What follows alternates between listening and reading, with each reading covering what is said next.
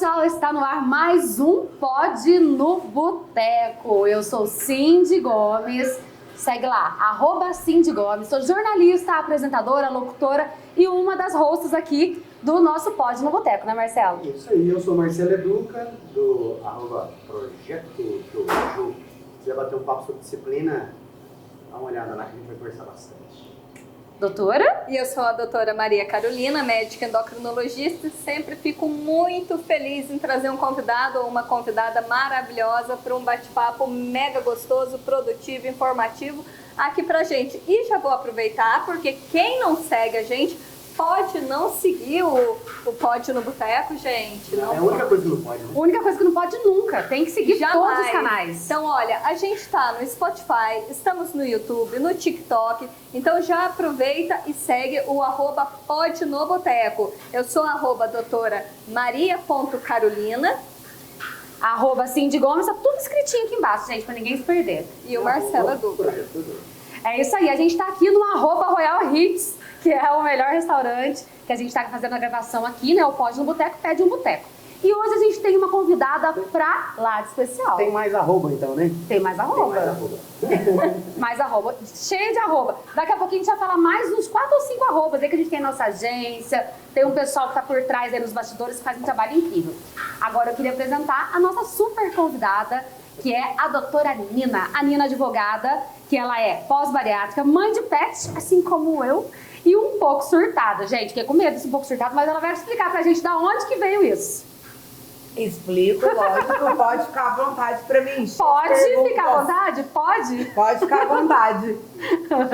Então vamos lá, explica pra gente um pouquinho desse Conta a surtada. sua história. Então, eu já tive um passado na internet, que foi antes de eu começar minha carreira como advogada, que eu criei um blog numa época que eu tava fazendo um projeto de emagrecimento, e nessa época que eu fiz esse projeto de emagrecimento, viralizou. Eu não tinha ideia da proporção que isso ia tomar. Quando veio, eu tava sentada na Globo, no programa da Fátima Bernardes, depois eu tava sentada no programa da Eliana, e depois eu tava sentada num outro programa da Band, contando essa história. Só que na época era o fitness de pobre, porque era uma pessoa que não tinha condição financeira, que se virou do jeito que podia. Só que depois de toda essa decorrência, de toda essa história, de tudo que aconteceu, eu resolvi seguir na minha profissão. 4 anos depois, eu optei por advogar, porque eu sempre tive essa vertente dentro de mim. Você já era formada? Sim, eu era formada, mas eu fiquei 4 anos meio perdida, sem saber o que eu ia fazer. Porque assim, quando eu me formei, eu era nova. E eu, por mais que eu sempre fui uma pessoa que todo mundo tinha visão que não dava importância para o que os outros falavam, eu escutava as pessoas falando assim, a advocacia tá saturada, a advocacia tá isso, e eu fiquei com um pouco de receio. Mas depois, passado esse tempo, eu resolvi meter a cara. Meti a cara, deu tudo certo. Aí teve o problema da pandemia. No problema da pandemia, aí eu fiquei pensando, nossa, eu tenho o fitness de pobre, porém eu engordei. O que eu vou fazer? Foi aí nesse momento que, depois de ponderar, de passar por certas coisas, eu resolvi optar pela cirurgia bariátrica. Aí foi um divisor de águas, porque eu pensei assim, como eu vou ser julgada depois do fitness de pobre e da opção que eu estou fazendo? E ainda teve um misto dessa questão da advocacia, porque quando eu comecei a advogar, eu escolhi 2 áreas muito delicadas. Eu escolhi a advocacia criminal e a advocacia de família. Super delicadas ambas, Sim, né? são as 2 áreas mais delicadas. Uma eu tô lidando com a liberdade da pessoa e outra eu tô lidando com a vida particular da pessoa. Mas eu nunca hesitei, nunca cogitei ir para outras áreas. Parece que foi aquilo. E antes eu não dava certo em nada que eu fazia. Eu falava assim, não é possível que eu nasci uma pessoa para dar errado. E quando eu decidi advogar, eu não tinha nada.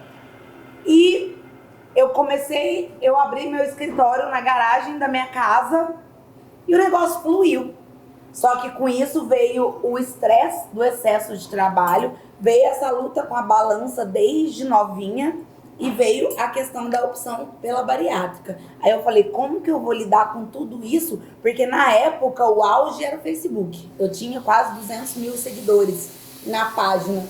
Eu apareci na TV, eu fiz todo o protocolo. Eu falei, como que eu vou lidar com essa opção que eu estou fazendo, que muita gente enxerga como a opção mais fácil? E bem ou mal, quando você se expõe na internet a ponto de falar para outras pessoas ouvirem, você está sujeito a julgamentos. Então, eu fiz essa opção e eu falei, eu vou arcar com ela.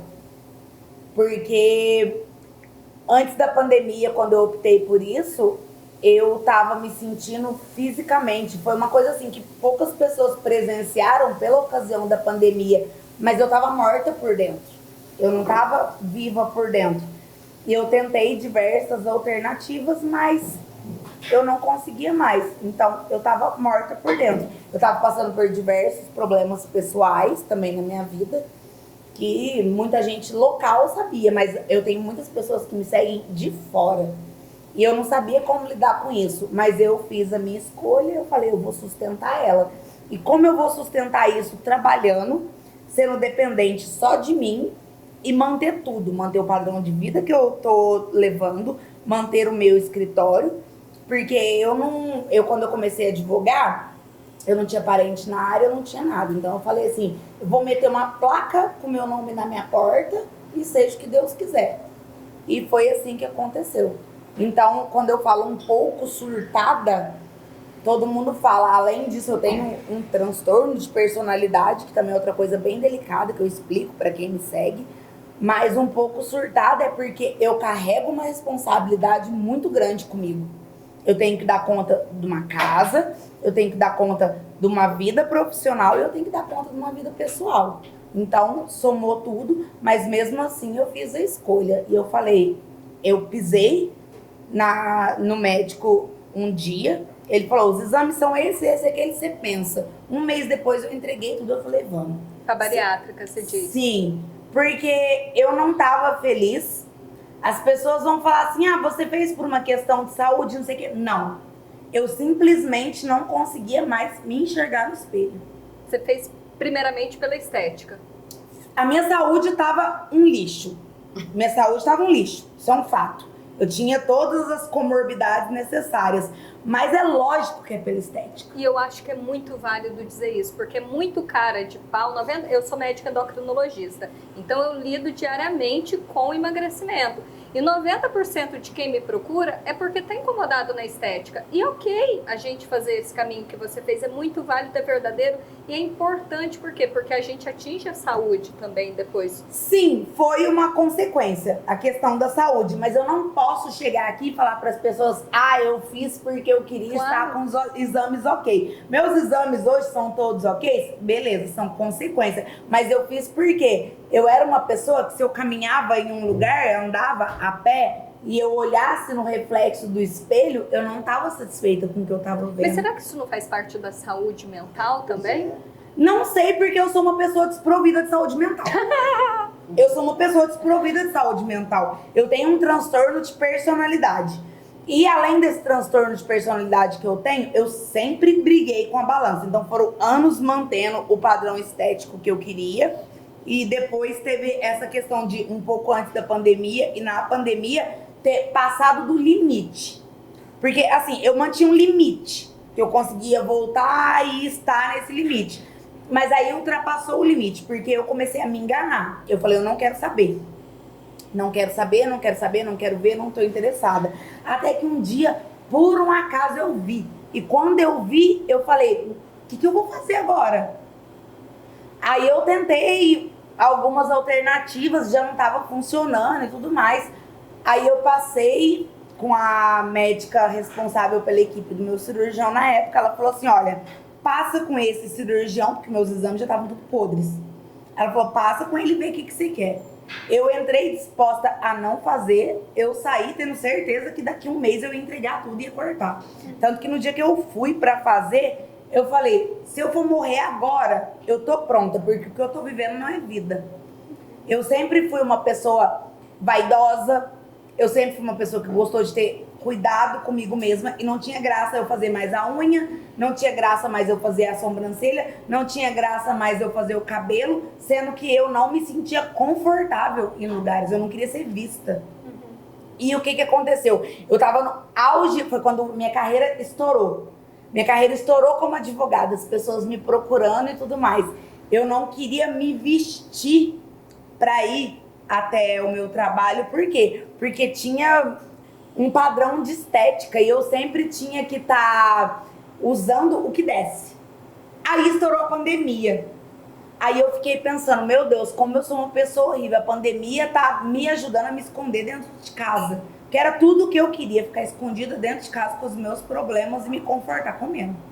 Mas, Nina, eu acho que essa conversa que você está trazendo, ela é muito necessária, porque na tua voz você está representando centenas de pessoas que estão nos ouvindo e que vivem diariamente com o peso da obesidade. Eu sou uma pessoa franca. Isso eu sou é uma importante. pessoa franca. Eu tenho bastante pessoas que me seguem. Eu nunca dissimulei essa questão da estética.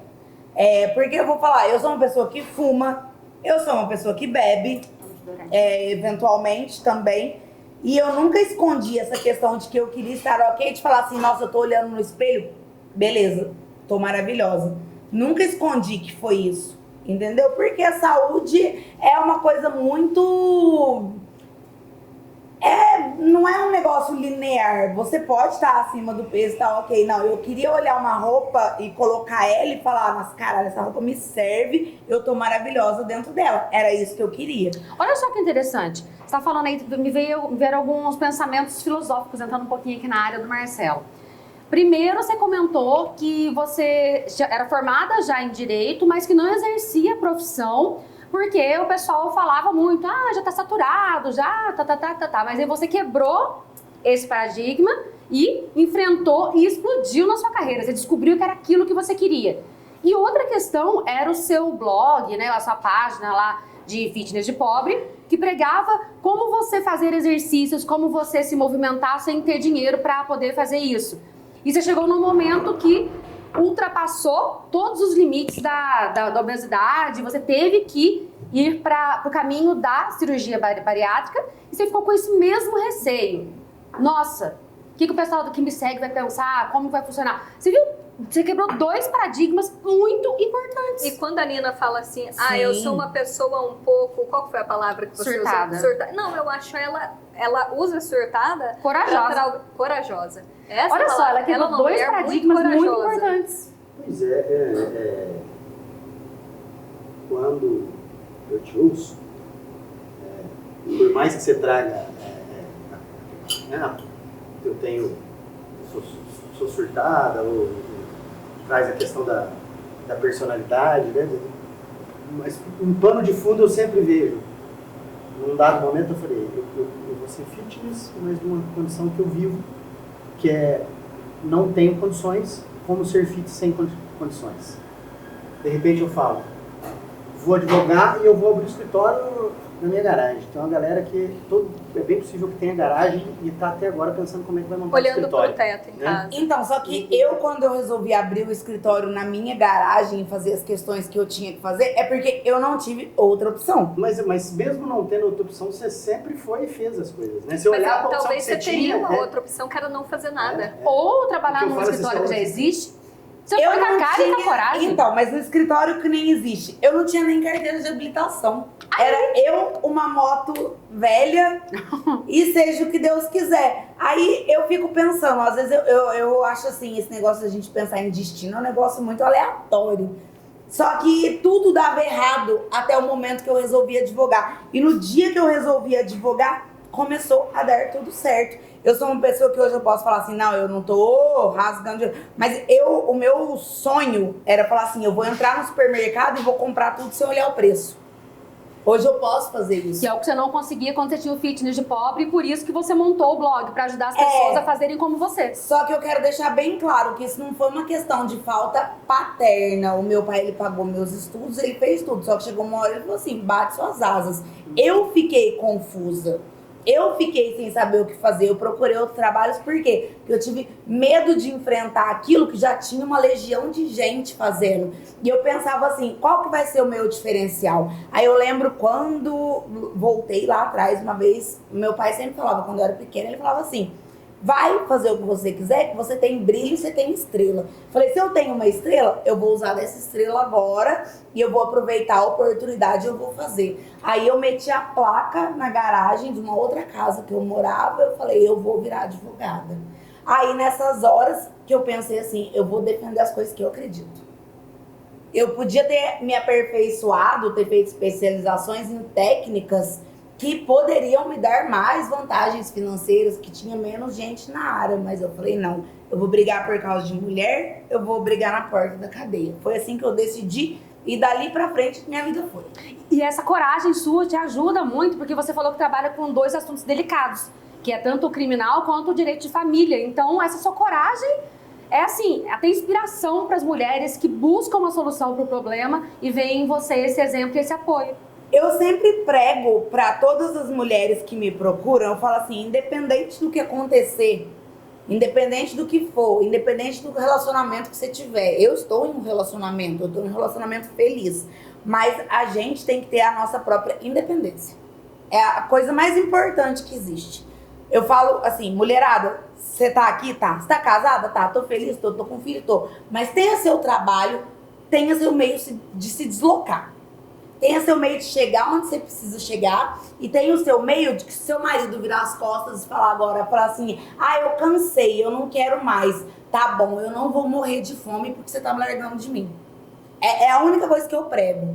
No criminal eu faço, defendo, é uma área que eu amo, inclusive foi a primeira área que eu me especializei. Mas é uma coisa mais do mesmo, é uma coisa que a gente sabe onde que a pessoa errou, a gente sabe como defender. Mas nessa parte da família, lógico que eu defendo homens, eu tenho que trabalhar, eu tenho que ter meu ganha-pão. Mas nessa parte, quando chega uma mulher no meu escritório, pela vulnerabilidade do sexo feminino, por eu saber de todo o contexto histórico do sexo feminino, eu falo, tenha o seu meio de viver, pra você não acordar um dia e o seu marido olhar pra sua cara e falar, não quero mais, e você ter que implorar certas coisas que você tem direito.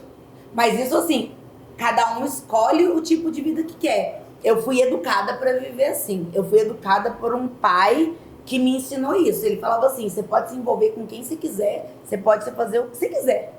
Você luta pelo que você quiser, você faz o que você quiser, mas você tem a sua forma de sobreviver sozinha.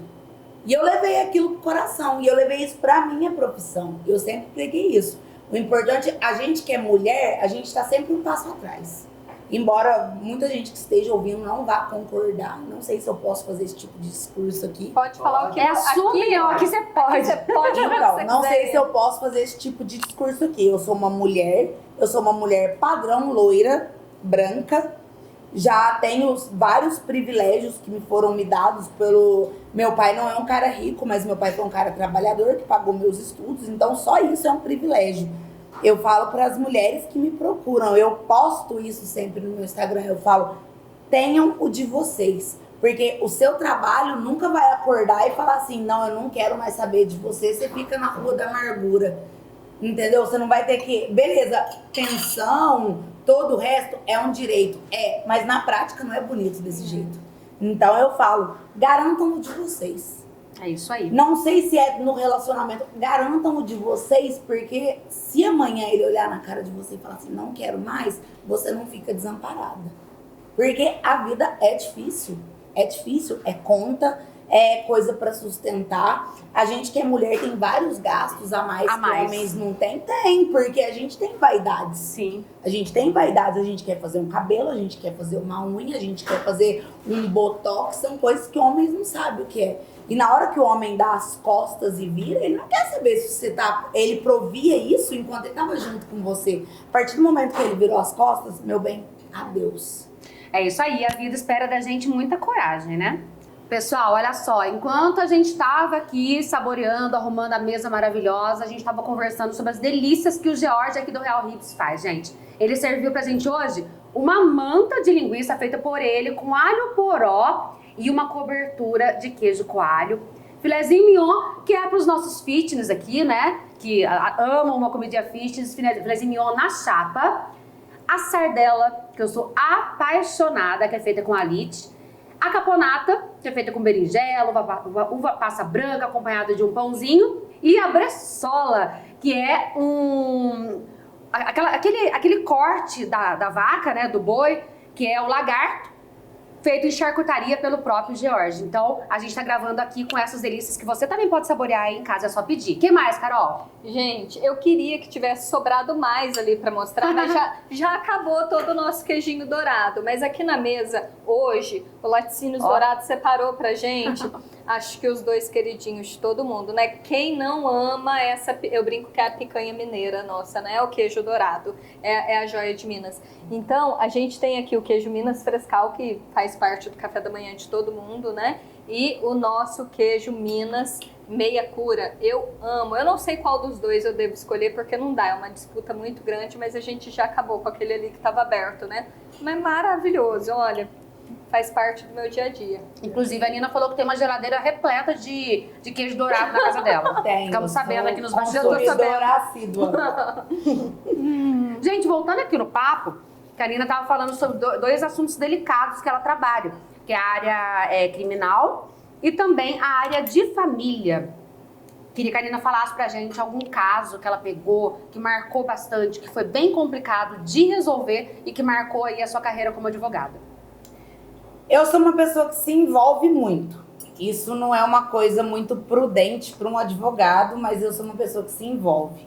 Eu tive alguns casos marcantes e teve um caso criminal que eu tive que foi muito marcante, que o meu cliente, eu sabia que ele estava errado, mas eu sabia que ele tinha transtornos psicológicos. E depois de alguns anos e tudo mais, ele teve que se apresentar, eu fui entregar ele. Eu fui com ele até a delegacia, uma coisa que eu não faço para ele cumprir a prisão dele.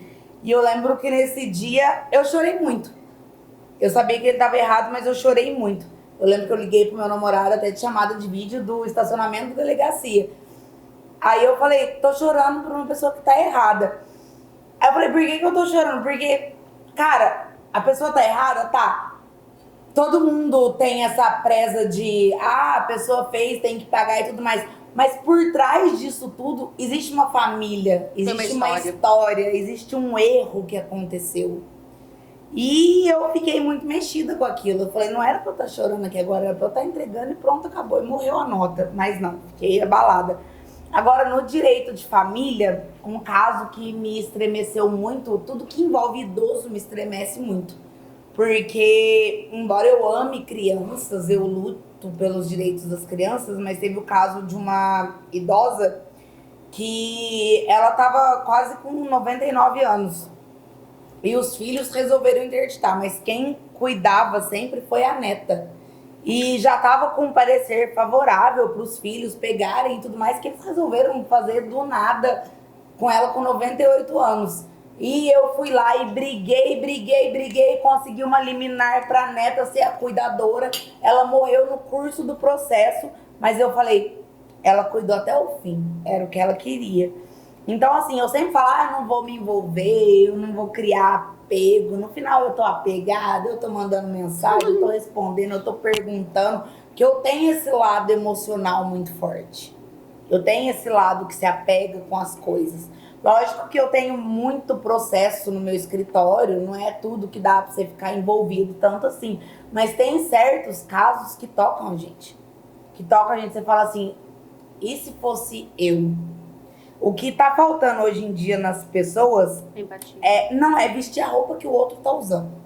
Eu falo isso sempre até quando eu tenho algum problema com alguém que eu gosto, que eu falo assim, tal pessoa me magoou e não sei o quê. Eu falo assim, então tá, vamos conversar. E se você estivesse usando a roupa que eu tô vestindo agora?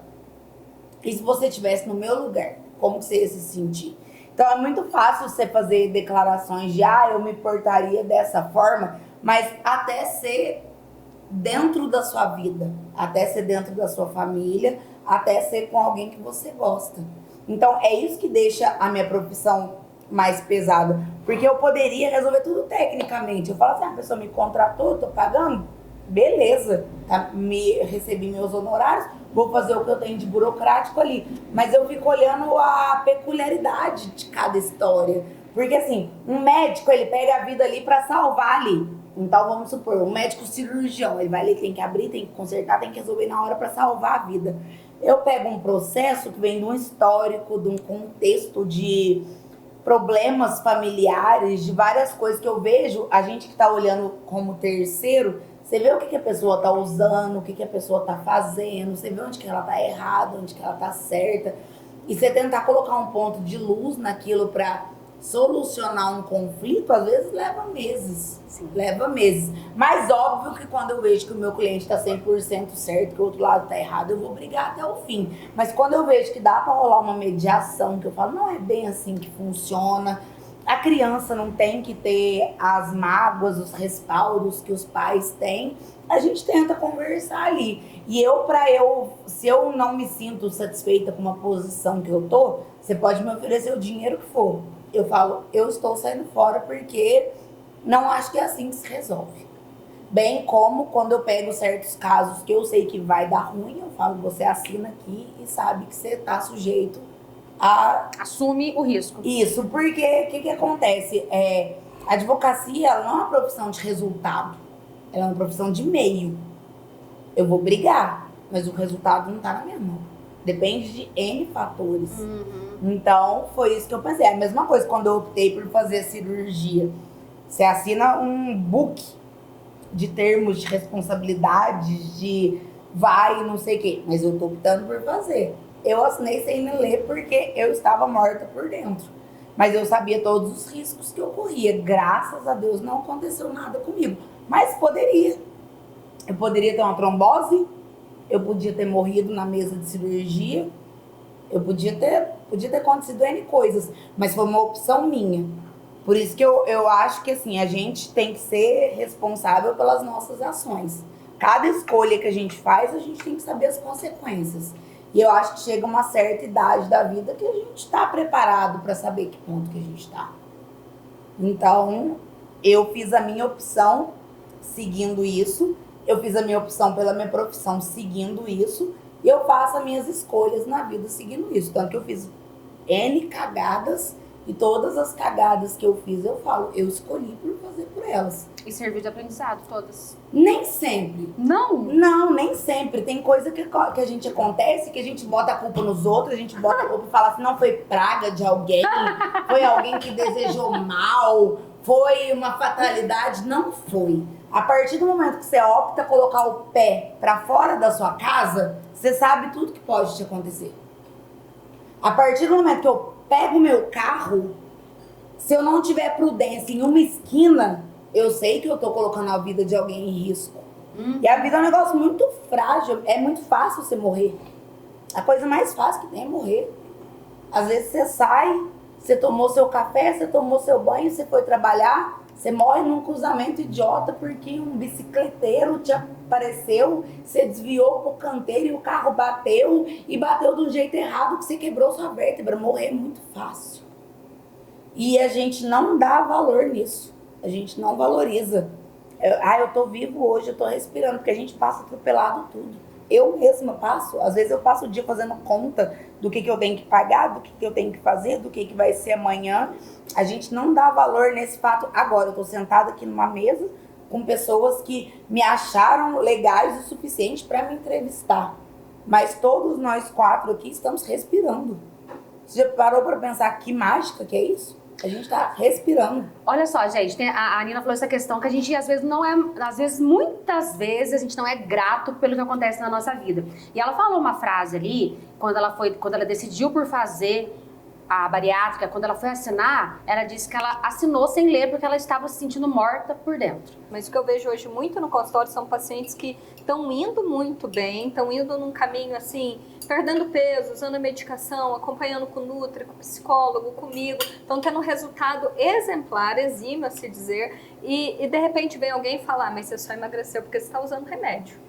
E aí a pessoa, de repente, ela se sente totalmente desvalidada, ela sente que aquilo não foi uma perda de peso justa, ela sente como se fosse uma trapaça, e aí realmente era o que faltava para autossabotagem, digamos assim, e ela abandona tudo às vezes. Só quem tem um problema de compulsão, de descontar a emoção em comida, sabe o que é. Uma pessoa, eu acho assim, a gente fala muito em lugar de fala hoje em dia, só quem tem esse problema sabe qual que é o lugar de fala. Eu passei por momentos drásticos psicologicamente e o meu conforto foi esse.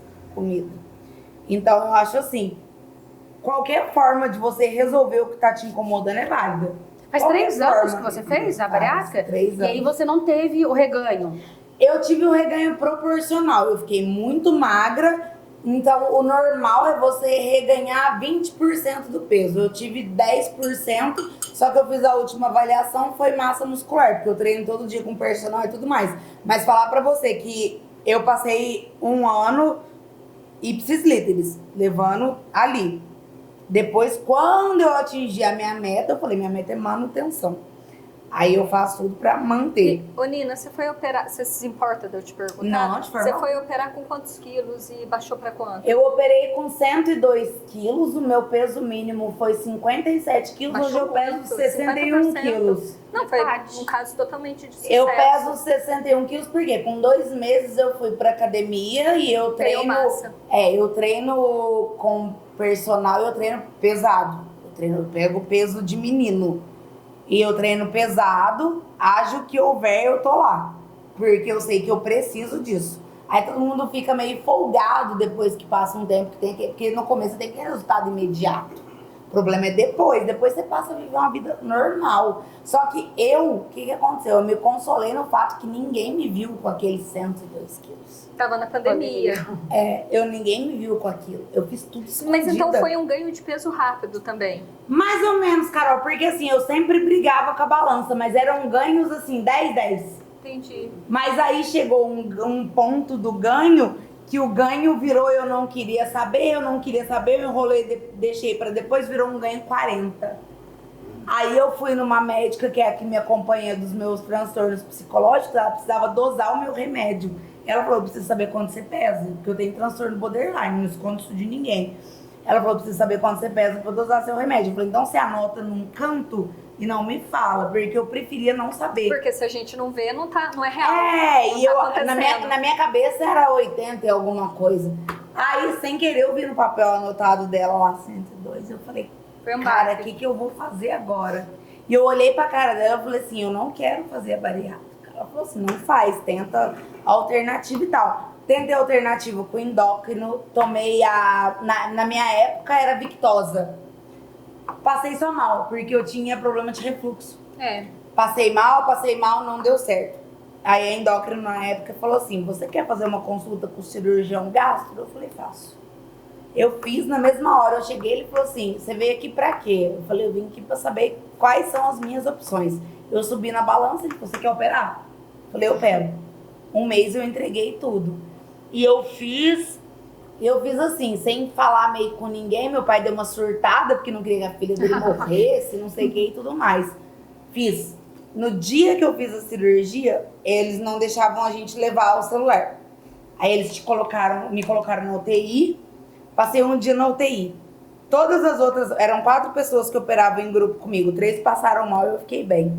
Aí chegou um cara lá, um idoso na UTI, aquela galera, eu vi o idoso morrer. Meu pai. Aí eles me deram alta, eu não sabia o número de cor pra ninguém Ai, me meu buscar. Deus. Eu peguei carona e vim embora pra casa. Cheguei em casa, Da peguei meu UTI pra celular casa, e né? avisei, galera, cheguei, porque eu fiz um grupo. Aí todo mundo chegou lá em casa em pânico. assim? Como assim está em casa? Eu falei, eu não sabia o número de ninguém pra ligar. O hospital não tinha anotado ninguém. Falei, cheguei, tô aqui. Aí você não tem nenhuma limitação física, falar assim, tipo, eu já passei por cirurgia estética. Passei por cirurgia estética que você fica limitada, nunca vai, dessa você não tem. Só que é aquela fraqueza sem fim. Eu lembro que passou 2, 3 dias, eu fui trocar um lençol da minha cama, eu não dei conta. Aí eu falei, tô fudido. E eu tomando Gatorade num copo de água de café desse tamaninho assim, era isso que descia. O estômago, ele fica até 90% E as pessoas menor. pegam e falam assim, não, você optou pelo caminho mais fácil. Não é o caminho. Falei, mais cara, eu não fácil. optei, eu vou tomar vitamina pro resto da minha vida. Eu tomo ferritina, a minha última reposição de ferritina foi horrível, porque eu contratei para fazer em casa, porque tava no surto de dengue e não tinha vaga nos hospitais. Me machucaram inteira. E eu fiz. E eu, assim, tudo que me vem de uns tempos pra cá, eu aceito de bom grado. Mas falar, você optou pelo caminho mais fácil, seja porque você usou uma medicação para obesidade ou porque optou por uma cirurgia bariátrica, é um pensamento tão simplista, da mesma forma de comparação que virar para alguém com depressão e falar, nossa, mas é só ser feliz. Ou para alguém com asma, mas tem tanto ar, respira. Então, Eu sou não alguém existe com essa um comparação. transtorno psicológico, eu tomo remédio todo dia, eu tomo remédio pra acordar e eu tomo remédio pra dormir.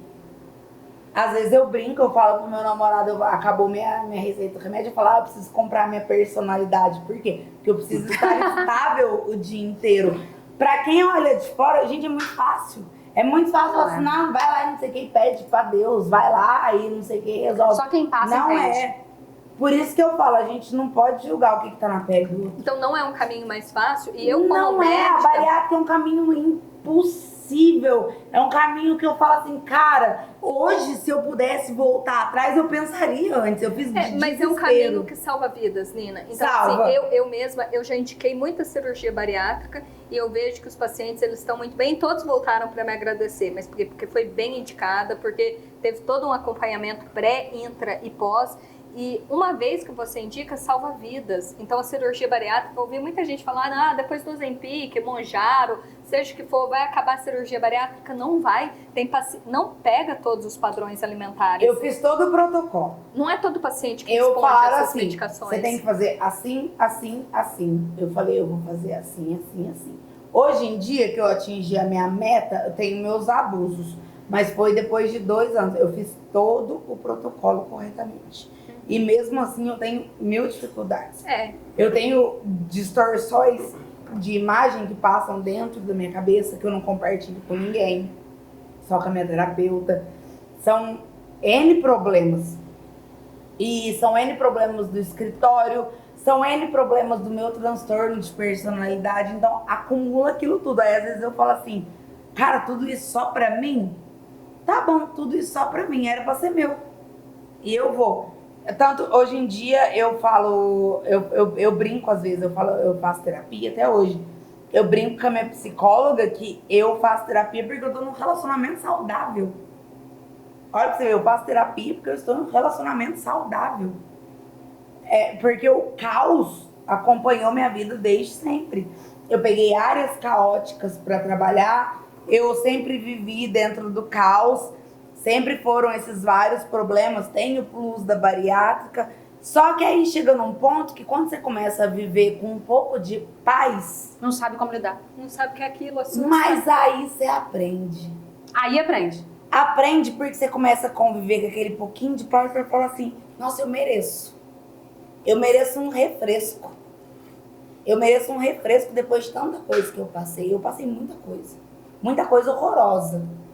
Não dentro de casa, eu não tenho nada pra falar da minha família e tudo mais. Nunca aconteceu nada horroroso que me marcou.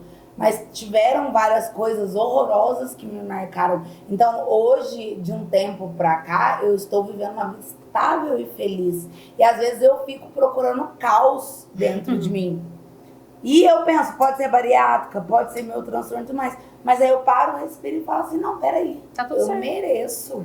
O meu psicólogo, ele diz uma frase que é maravilhosa, eu levo ela pra minha vida. É muita filosofia para agora, mas né, o Marcelo que tá aqui, que é o nosso filósofo da mesa, não vai me Marcelo deixar... só observa, né? Só observa. Eu só fico Mas ele vendo ele diz assim, observando, a vida, observar Carol, tudo. tá acontecendo. E de repente você tá em paz na tua vida, é um domingo à noite, vem um filho da puta e você tá vendo o Netflix em casa.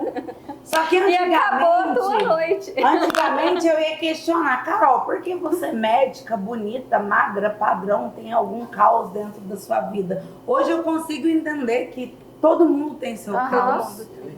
Todo mundo tem seu caos e a gente tem que aprender a tocar o bonde com o caos E é legal, e seguir o que a vida manda. é legal você falar da terapia, porque assim, às vezes a galera, em geral, cria também muito preconceito em terapia. Terapia faz Isso, a bem, terapia é maravilhoso.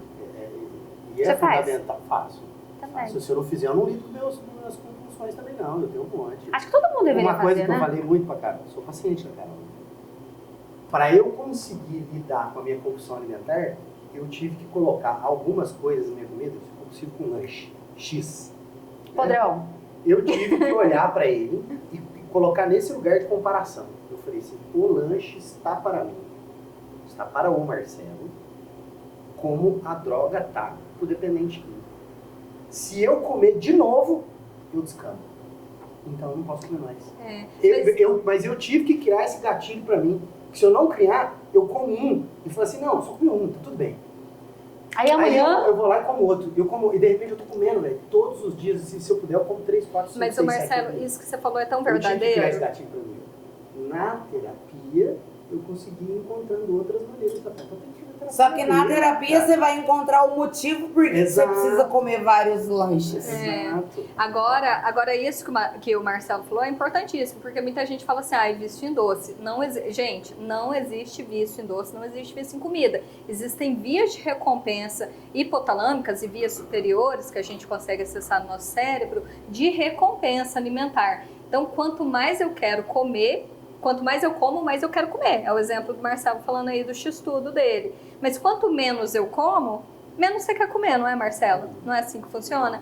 Então, você nunca vai ver ninguém ali no semáforo da Vicente Simões vendendo a TV de casa para comprar açúcar lá no Alvorada. Isso não acontece. Então, não existe vício em doce, mas existe uma via de quanto mais eu como, mais eu quero comer.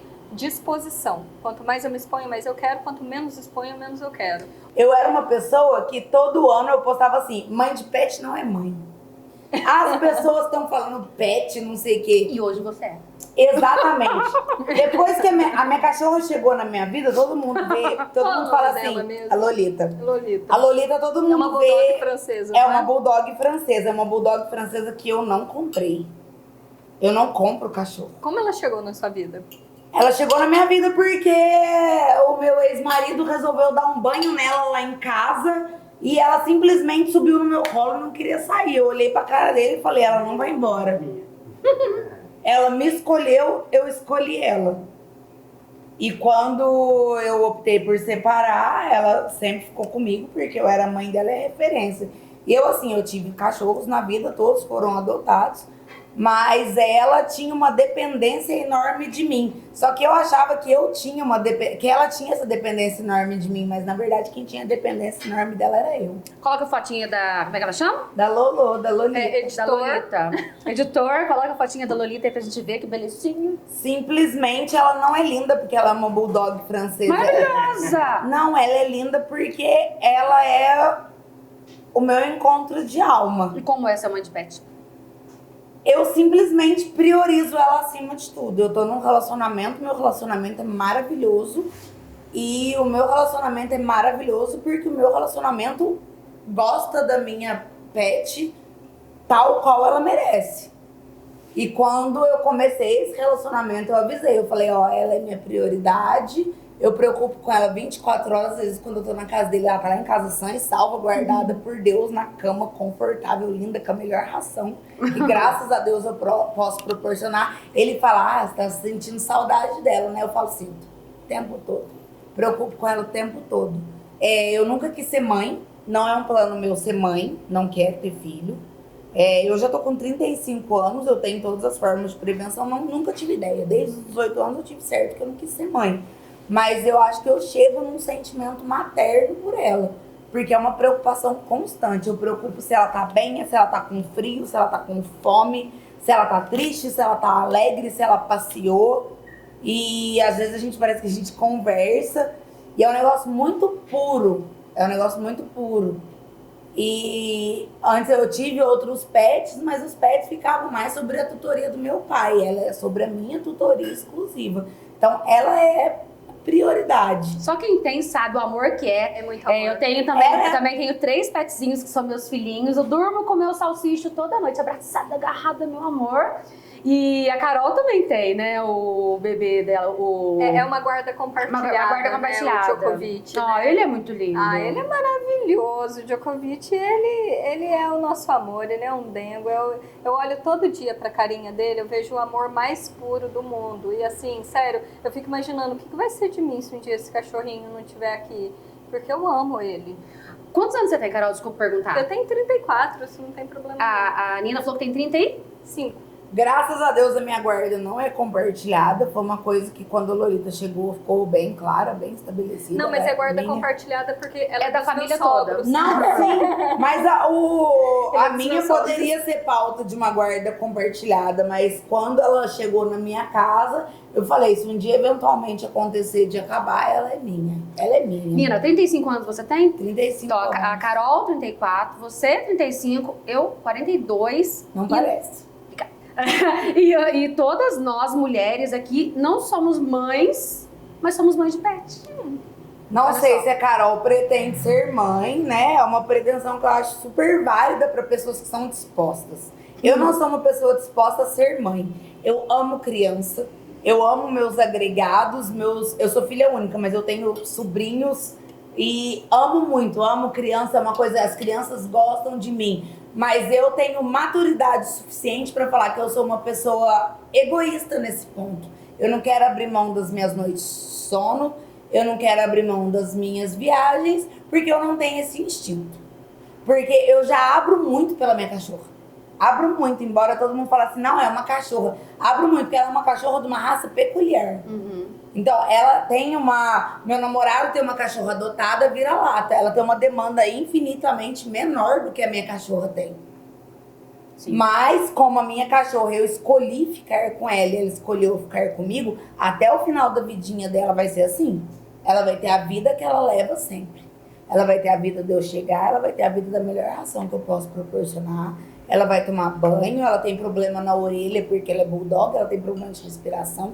O que eu puder fazer. Se você falar assim pra mim, Nina, seu escritório não deu nada esse mês, você vai ter que vender alguma coisa pra você se virar. Vendo por ela. Vendo por ela. Mas é muito válido. E, ô, Sim, Nina, eu acho. Hoje em dia eu acho válido. Antes eu desvalidava isso. Antes de ser na... mas é legal a gente ter sentir na pele coisas. A gente cospe pra cima e cai na testa. Quantas vezes eu já não Sim, cuspi pra cima e caiu sim. bem aqui, olha, gente. Então isso é legal porque traz pra gente uma certa humildade ao mesmo tempo e também uma compreensão das outras pessoas em tantas esferas, né? Pra você foi nisso, mas pra outra pessoa pode ser que esse teu insight tá dando em outra esfera da vida dela. Quem tá eu ouvindo a gente desvalidei aqui. muito tempo essa questão até doer na minha carne. E As tem gente, coisas talvez, a que gente vê na desvalida carne. pessoas que não querem ser mãe, né? Fala assim, não, mas tem que ter filho sim. Eu queria te fazer uma pergunta. Na área jurídica, quando você vai atender os seus clientes no dia a dia, o que pode e o que não pode? Infelizmente, eu sou uma pessoa que não pode nada. Eu abraço a dor. Eu sou uma pessoa que tem esse acolhimento e empatia natural. Não é certo de um advogado, porque teoricamente eu tinha que ser extremamente profissional.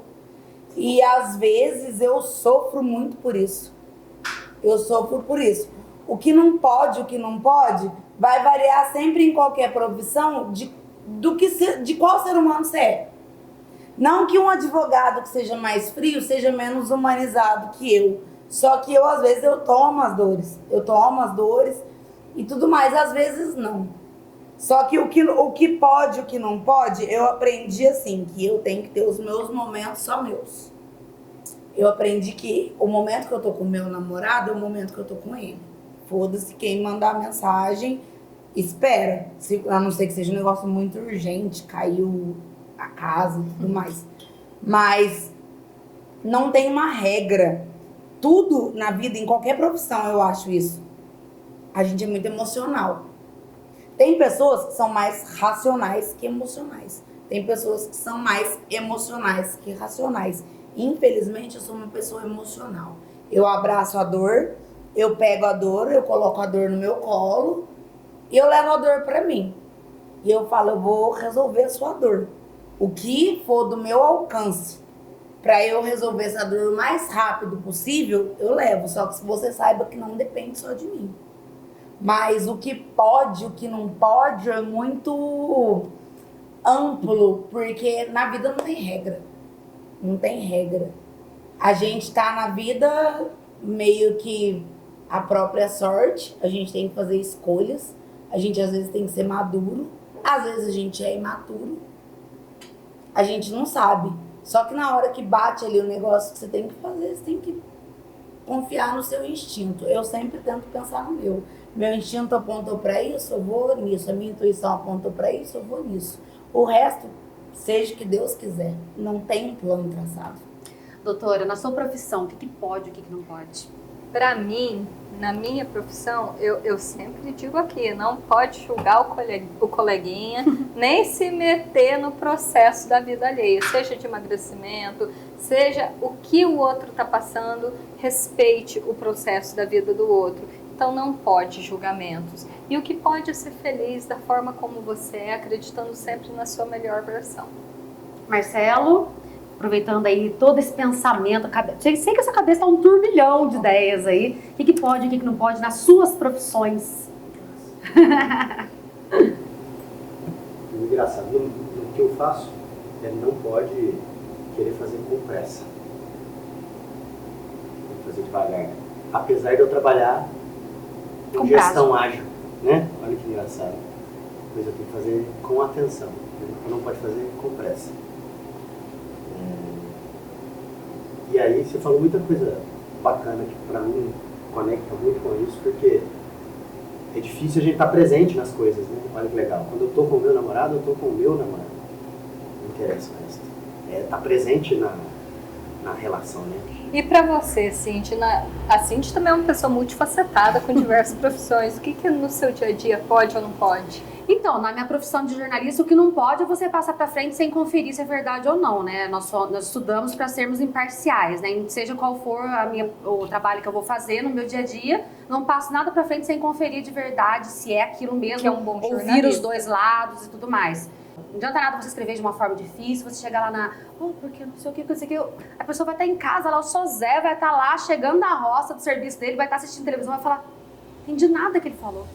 A pessoa tem que entender, tem que estar por dentro das notícias, tem que saber o que a gente está falando de uma forma bem clara. A gente está aqui para isso, para traduzir o que está acontecendo para as pessoas. Todo jornalista é uma coisa que eu sempre preguei, direito para os leigos. Não é? Gente, eu acho absurdo esses jornalistas que vão lá e escrevem aquele texto imenso, a coisa mais linda do mundo. Escreveu pra ele. Escreveu pra ele. Ah, gente, eu pego aquilo lá e eu esmiuço tudo, transformo tudo numa linguagem bem popular. É para os leigos. Coloquial é vida. Antes da gente finalizar, eu gostaria muito de agradecer a Nina. Eu acho que foi um bate-papo incrível, produtivo. Quem tá em casa, indo pra academia, malhando, fazendo compra, arrumando a casa, dando uma faxinada, dona de casa, enfim, deve estar sentindo uma vibe incrível da gente, porque foi um bate-papo maravilhoso. Eu acho que todo mundo aqui sentiu e foi muito produtivo, muito informativo. Reflexivo.